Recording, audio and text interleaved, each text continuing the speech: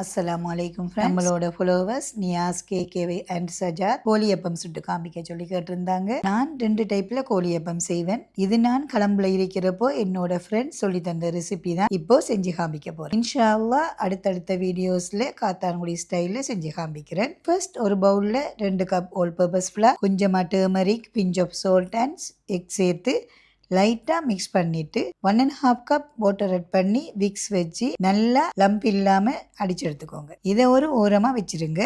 Next 1 cup sugar எடுத்துக்கோங்க. அதில் 2 table spoon sugar add பண்ணி நல்லா கரமலைஸ் பண்ணிட்டு கொஞ்சமாக வாட்டர் ஆட் பண்ணி எடுத்துக்கோங்க. மிச்சம் இருக்கிற சுகரை இது கூட சேர்த்து நல்லா மெல்ட் பண்ணி எடுத்துக்கோங்க.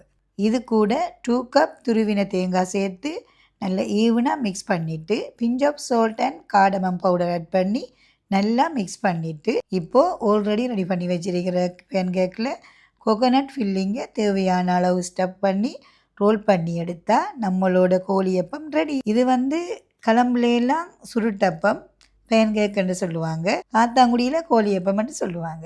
கண்டிப்பாக நீங்களும் ட்ரை பண்ணி பார்த்துட்டு எப்படி இருக்குன்னு மறக்காமல் கமெண்ட் பண்ணுங்கள். அப்படியே நம்ம சேனலையும் மறக்காமல் ஃபாலோ பண்ணுங்கள்.